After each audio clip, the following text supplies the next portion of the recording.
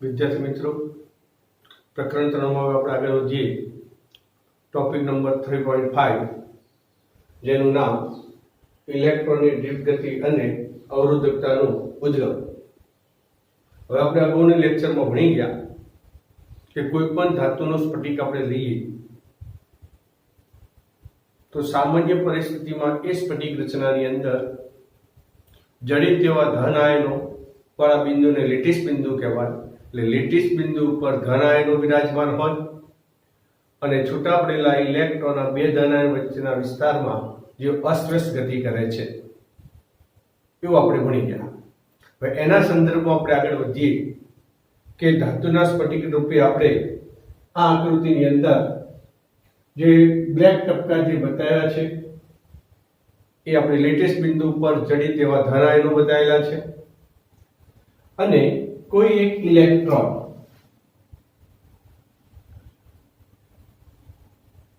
એ બિંદુ આગળથી ગતિની આપણે શરૂઆત સમજીએ તો તે અચળ ઝડપથી ગતિ કરીને કોઈ ધન આયન સાથે અથડાશે. અથડામણ બાદ એ ઇલેક્ટ્રોન એટલી ઝડપથી ગતિ કરશે પરંતુ ઝડપની દિશા બદલી નાખશે. આ રીતે આ ઇલેક્ટ્રોન આ લેટિસ બિંદુ પરેલા ધન આયન સાથે અથડાઈને દિશા બદલીને બીજા ધન આયન સાથે અથડામણ કરશે, ત્યાંથી બીજા ધન આયન સાથે અથડામણ કરશે અને આ રીતે પ્રત્યેક અથડામણને અંતે ઝડપ એની એ જ રાખે છે પરંતુ વેગની દિશા બદલે છે. એટલે કે ઇલેક્ટ્રોન અસ્વસ્થ ગતિ કરે છે. આમ સ્ફટિકમાં કેપિટલ N જેટલા ઇલેક્ટ્રોન લઈએ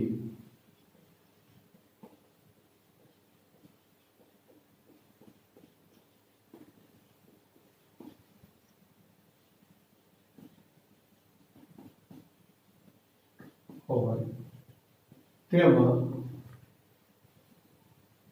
I નંબરના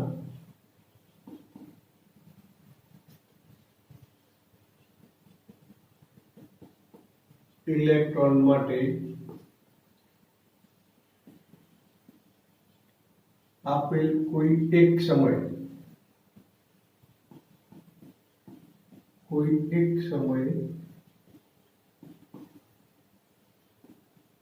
તેનું વેગ vi હોય તો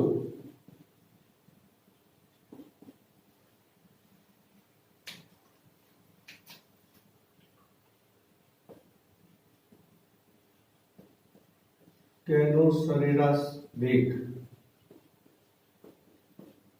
બરાબર 1/8 summation I running from 1 to n of vi is equal to 0 થશે.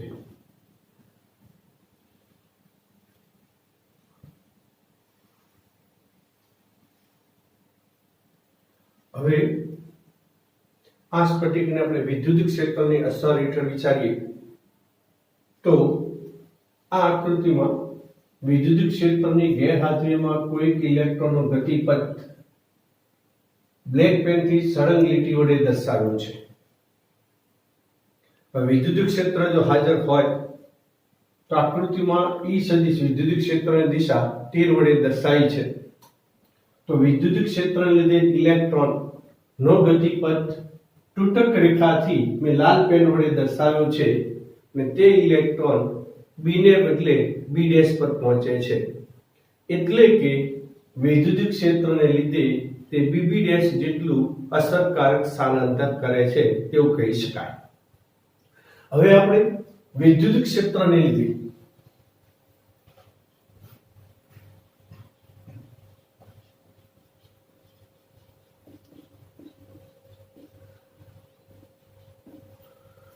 ઉદ્ભવતો પ્રવેગ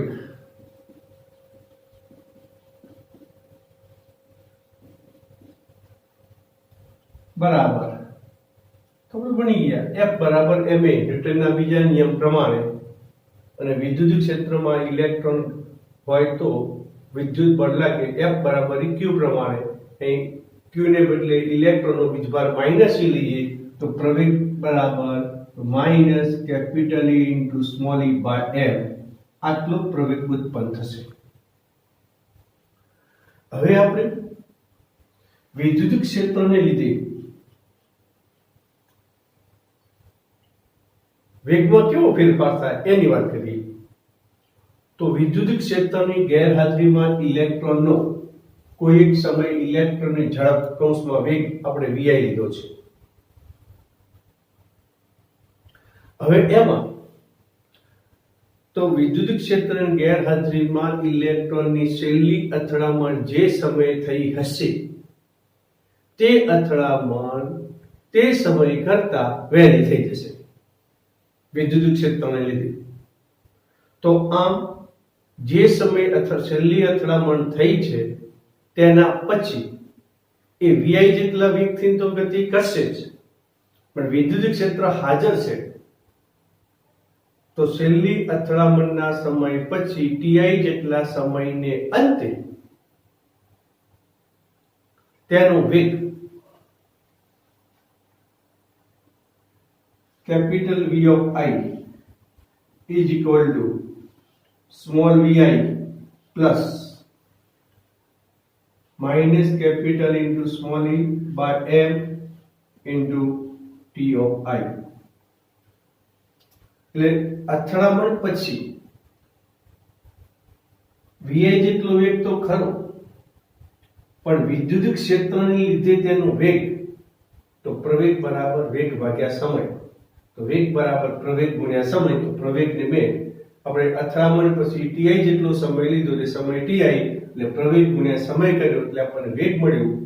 તો આમ છેલ્લી અથડામણ પછી ti સમયને અંતે તે ઇલેક્ટ્રોનનો કુલ વેગ vi કેપિટલ Vi બરાબર small vi plus minus capital into small e by m into ti જેટલો થશે.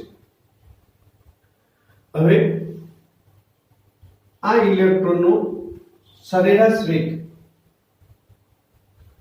એટલે બધા vi ના જેટલો થશે, પરંતુ સરેરાશ વેગ લઈશું ત્યારે સ્મોલ vi નો જવાબ 0 થશે. આથી સ્મોલ vi નો જવાબ 0 થશે એટલે કેપિટલ Vi નો જવાબ આપણને small e capital E into small e by m into ti થશે. હવે જ્યાં ti હવે ઇલેક્ટ્રોનની ગતિ તો અસ્વસ્થ છે જ. ઇલેક્ટ્રોન એક આયન સાથેથી અથડાઈને બીજા આયન સાથે અથડાશે ત્યાં સુધીનો આપણે સમય ti કીધું. ક્ષેત્રને કારણે એના વેગમાં ફેરફાર થશે. તો હવે આપણે ઇલેક્ટ્રોનની બે ક્રમિક અથડામણનો સમય તરીકે આપણે જો ti લઈએ તો ti ના મૂલ્યો આપણને એક સરખા મળશે નહીં. અહીં જોઈ શકજો કે અહીંથી ઇલેક્ટ્રોન શરૂ કરીને છેક અહીં અથડામણનો સમય, અહીંથી અહીં સુધી અથડામણનો સમય, અહીંથી અહીં સુધી અથડામણનો સમય જવાબ જુદો જુદો હશે. આથી એ બે ક્રમિક અથડામણના સમયને આપણે સરેરાશના રૂપમાં લઈએ, જેને આપણે ટો વડે દર્શાવીએ, જેને રિલેક્સેશન ઓફ ટાઈમ કહેવાય. તો આમ ઇલેક્ટ્રોનની અસ્વસ્થ ગતિને પરિણામે ઇલેક્ટ્રોનની બે ક્રમિક અથડામણના સમયને આપણે ટો તરીકે લઈએ તો, તથા આપણી પાસે કેપિટલ N જેટલા ઇલેક્ટ્રોન છે અને કેપિટલ N જેટલા ઇલેક્ટ્રોનના સરેરાશ વેગને આપણે Vd વડે દર્શાવીએ તો V of D બરાબર કેપિટલ Vi of સરેરાશ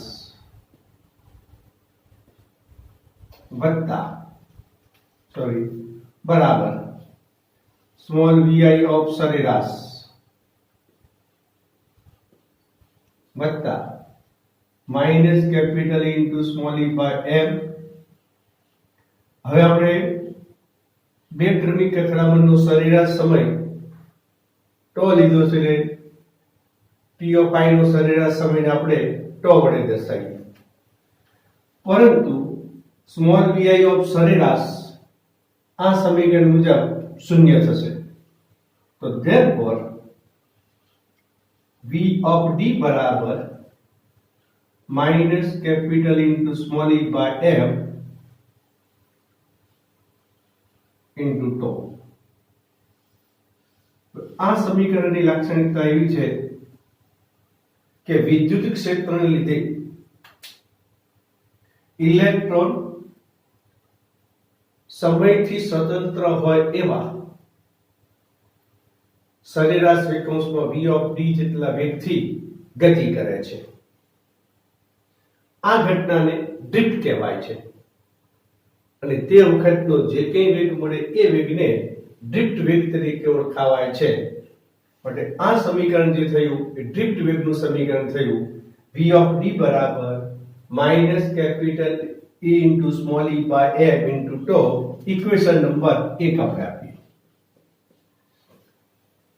હવે આ ડ્રિફ્ટ વેગને લીધે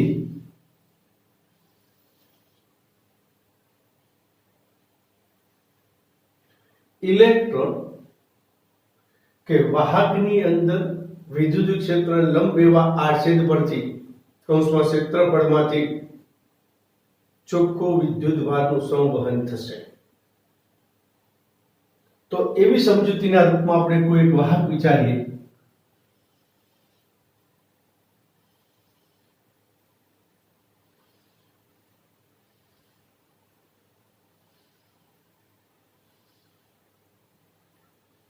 આ આડછેદનું ક્ષેત્રફળ કેપિટલ A.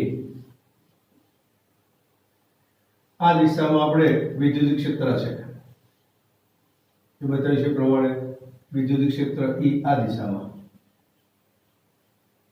અને ઇલેક્ટ્રોન આ દિશામાં ગતિ કરશે. ક્ષેત્રની વિરુદ્ધ દિશામાં ઇલેક્ટ્રોન ગતિ કરશે. હવે આપણે આ વાહકના કોઈ એક ભાગ પર કેપિટલ A જેટલું આડછેદ વાળું ક્ષેત્રફળ આપણે વિચારીએ. આ આડછેદ આ રીતે બતાવાય. હવે આ આડછેદથી ડાબી બાજુ v ડેલ્ટા t જેટલું vd of d into delta t જેટલું અંતર. આ અંતર લઉં છું v of d into delta t જેટલું અંતર. કારણ કે આ વાહકની અંદર દરેક ઇલેક્ટ્રોન vd જેટલા વેગથી ગતિ કરશે. આથી આપણે વિચારે આ આડછેદની ડાબી બાજુ v ડેલ્ટા t જેટલા અંતરમાં રહેલા બધા જ ઇલેક્ટ્રોન આ આડછેદમાંથી ડેલ્ટા t જેટલા સમયમાં પસાર થઈ જશે. જો સમજો, અહીં રહેલો ઇલેક્ટ્રોન vd જેટલા વેગથી ગતિ કરશે તો ડેલ્ટા t સમયમાં કેટલું અંતર કાપે તો અંતર બરાબર વેગ ગુણ્યા સમય. v ઇન્ટુ ડેલ્ટા t જેટલું અંતર કાપે તો આડછેદ પર પહોંચી જાય. ચલો, અહીંયા રહેલો ઇલેક્ટ્રોન એ પણ vd ઇન્ટુ ડેલ્ટા t સમય સુધી હોય એટલે એના કરતા વહેલા પણ બોલાયા v ડેલ્ટા t સમય સુધીમાં એ પહોંચી જશે. એટલે કે વાહકના આટલા કદમાં રહેલા ઇલેક્ટ્રોન કેપિટલ A આડછેદ દ્વારા સમતલમાંથી પસાર થઈ જશે. તેમ આપણે વિચારીએ તો વાહકના એકમ કદ દીઠ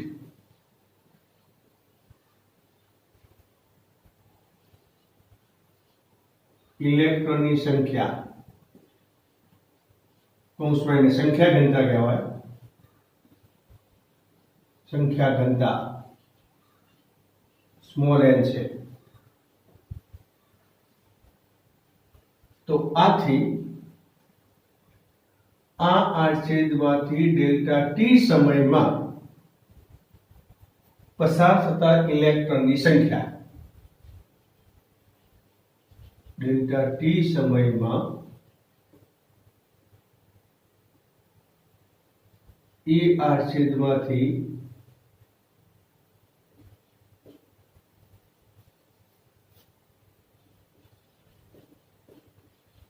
क्षेत्रफळवाळा આડછેદમાંથી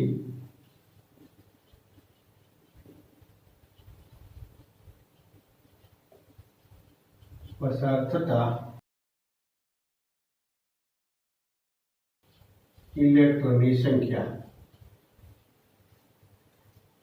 ચલો, આ જે ભાગ બતાવે છે વાહકનું આટલા ભાગનું કદ, તો લંબાઈ ગુણ્યા આડછેદ છે.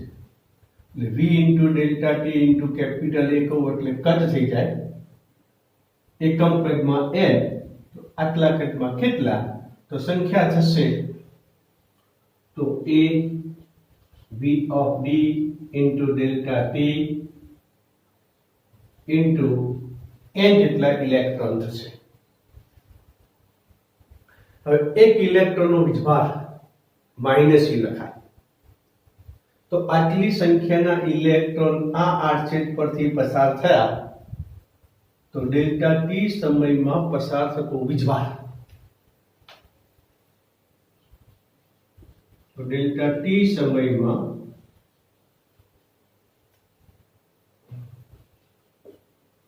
હવે આડછેદથી કઈ બાજુ, તો જમણી બાજુ. ડેલ્ટા ટી સમયમાં આડછેદમાંથી જમણી બાજુ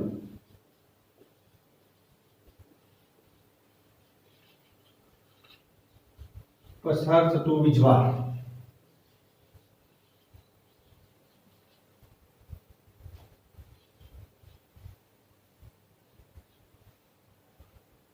તો એક ઇલેક્ટ્રોનનો વીજભાર માઇનસ e, તો આટલી સંખ્યા છે તો માઇનસ e વડે ગુણું એટલે થશે minus capital A v of d delta T into a into e જેટલો વીજભાર પસાર થશે.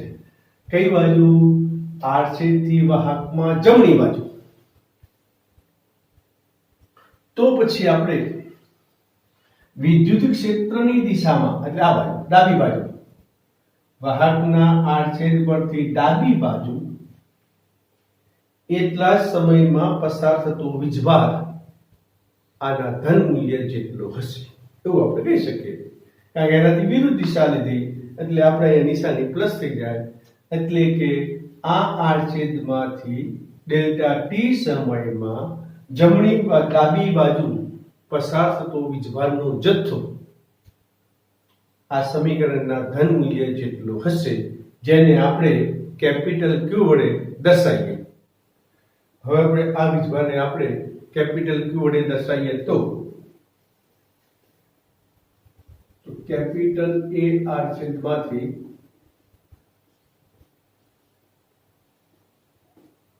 આડછેદ ક્ષેત્રફળમાંથી E સદિશની દિશામાં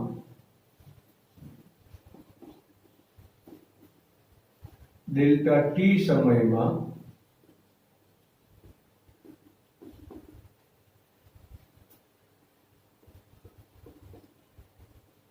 પસાર થતો વીજભાર કેપિટલ Q બરાબર A into V of D delta T n into E થશે. પ્રવાહની વ્યાખ્યા બની ગયા કે કોઈ પણ આડછેદમાંથી એકમ સમયમાં પસાર થતો વીજભારનો જથ્થો એટલે પ્રવાહ. એટલે I બરાબર Q upon T સૂત્ર અનુસાર તો આપણી પાસે d ડેલ્ટા ટી સમયમાં પસાર થતો વીજભારનો જથ્થો Q છે, રચાતો પ્રવાહ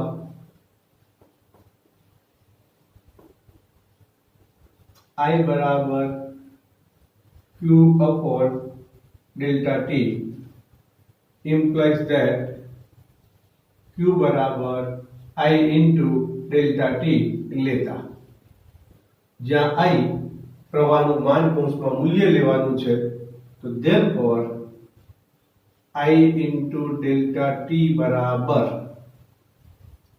એ વખતે આપણે VD ને પણ માનમાં લઈએ, V of D delta T n into E.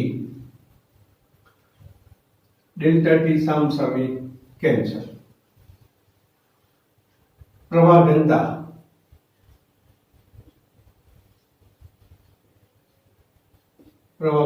J બરાબર I upon A. તો implies that I બરાબર J into A. હવે આપણે I નું માન છે તો J નું આપણે માન લેવું પડે, એટલે આ સમીકરણ આપણે લખવું હોય તો માનાંક J લખાય. Therefore માનાંક J into A બરાબર I ની કિંમત મૂકી તો A मान of VD N into E આર્થિક સમસમી કેન્સર. હવે VD અને પ્રવાહ ઘનતા બંનેના માનના સ્વરૂપમાં છે, બંનેની એક જ દિશા હોય તો આપણે સદિશ સમીકરણમાં લખવું હોય તો પણ લખી શકાય. તો આ સમીકરણમાં VD ની કિંમત માનના રૂપમાં લખ્યું છે, આ નિશાની લેવાની નથી. એટલે સમીકરણ 1 માં માન VD ની કિંમત મૂકતા તો therefore માન J બરાબર તો કેપિટલ E, હવે એ માનના રૂપમાં લેવાય તો માન E into small e by m into tau into n અને E તરીકે E સ્ક્વેર.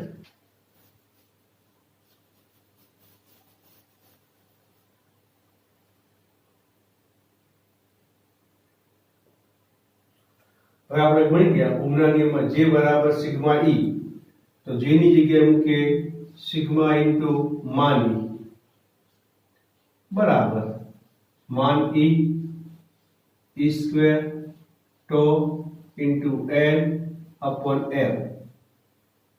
માન E સમસમી કેન્સર. આથી વાહકતા સિગ્મા બરાબર n square tau by m. આથી વાહકની અવરોધકતાનું સૂત્ર લખવું હોય તો લખાય અવરોધકતા અને વાહકતા અને વ્યસ્તનો સંબંધ છે. આથી વાહકની અવરોધકતા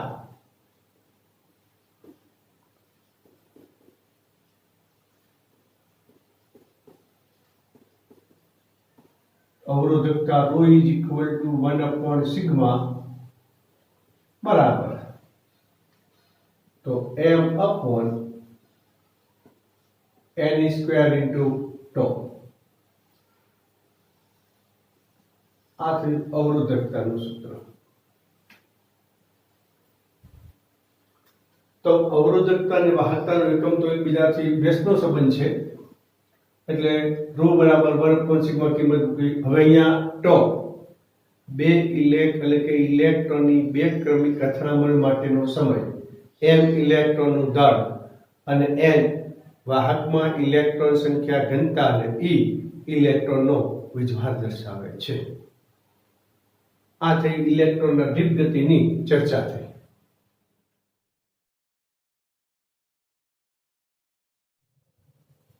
હવે આપણે આગળ વધીએ ચેપ્ટરમાં. ટોપિક 3.5.1 મોબિલિટી કૌંસમાં ગતિશીલતા. કોઈ પણ પદાર્થની વાહકતા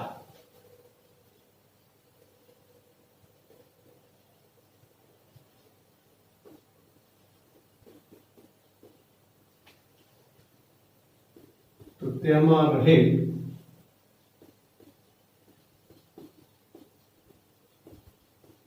ગતિશીલ વીજભાર વાહકોને આભારી છે. વાહકોને લીધે હોય છે. તો કોઈ પણ પદાર્થની તમે વાહકતા માટે જવાબદાર તો એમની અંદર રહેલા ગતિશીલ વીજભાર વાહકોને લીધે હોય છે. એવા ઉદાહરણમાં જોઈએ કે ધાતુ પદાર્થ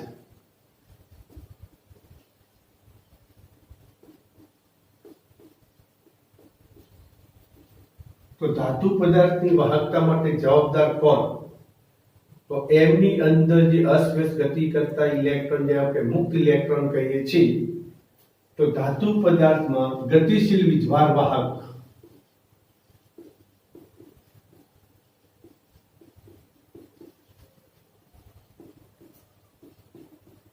તરીકે ઇલેક્ટ્રોન હોય છે.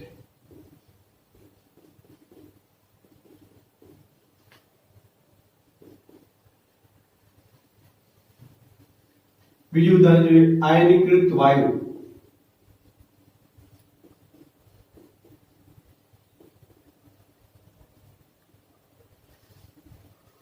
તો ગતિશીલ વીજભાર વાહક તરીકે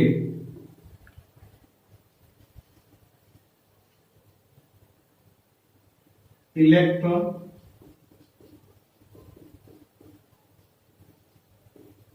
અને આયનો હોય છે.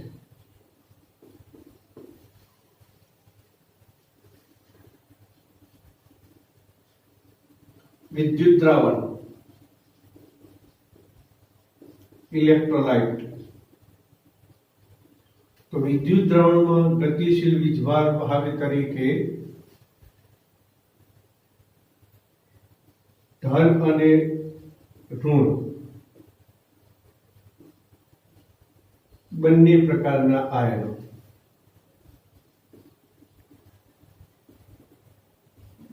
છે. જ્યારે n પ્રકારનું અર્ધવાહક,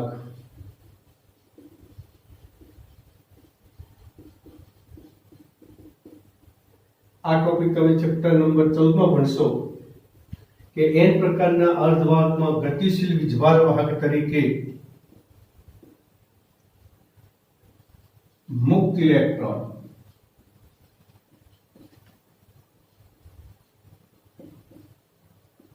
અને હોલ હોય છે.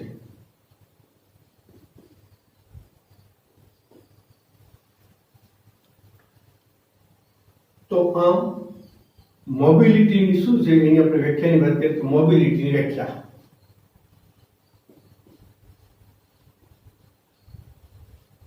મોબિલિટીને આપણે મ્યુ વડે દર્શાવીએ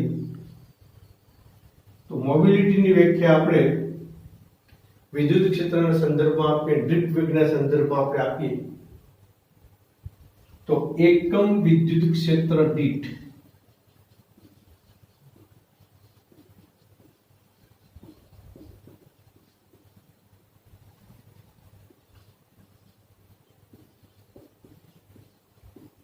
ડ્રિફ્ટ વેગના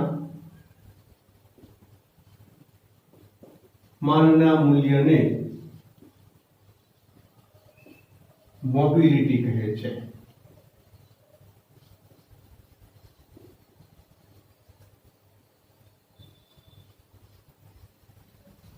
વ્યાખ્યા પ્રમાણે સૂત્ર બને મોબિલિટી મ્યુ બરાબર v of d upon e. Drift વેગનું માન છે એટલે માન vd લખીએ.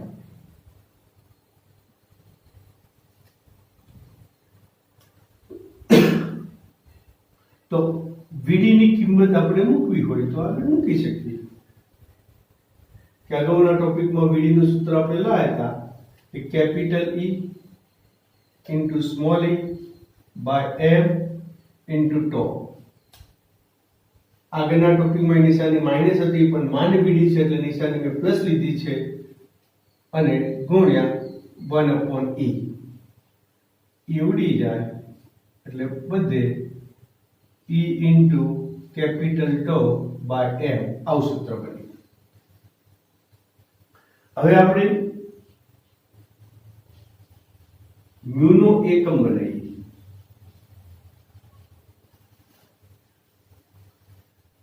vd upon e પરથી મળે vd ડ્રિફ્ટ વેગ એટલે વેગનો એકમ મીટર પ્રતિ સેકન્ડ. વિદ્યુત ક્ષેત્ર તો E બરાબર v upon d એટલે વોલ્ટ પ્રતિ મીટર. અહીંયા વોલ્ટ પ્રતિ મીટર, મીટર ઉપર જાય એટલે મીટર સ્ક્વેર એટલે એકમ બને મીટર સ્ક્વેર પ્રતિ વોલ્ટ ઇન્ટુ સેકન્ડ. આ થયો મ્યુનો એકમ. એ જ પ્રમાણે આપણે પારિમાણિક સૂત્ર બનાવવું હતું બને